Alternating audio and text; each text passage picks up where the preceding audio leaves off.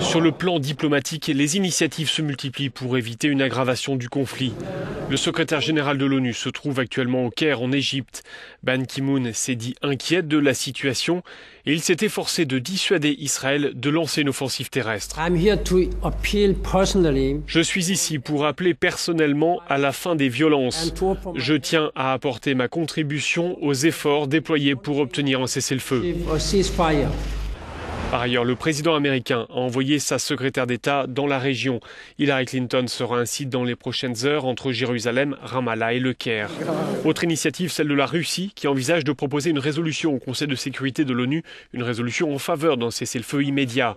Mais cette initiative se heurtera au veto des États-Unis. L'ambassadeur russe à l'ONU le sait, même s'il prend la peine de ne pas citer Washington.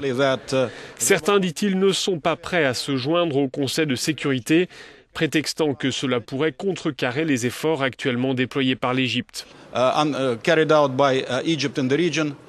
Les dirigeants de l'Union européenne se sont également prononcés pour une fin immédiate des hostilités. Ces manifestants à Bruxelles réclament d'ailleurs une prise de position plus franche en faveur des Palestiniens et pour la reconnaissance d'un État palestinien à l'ONU.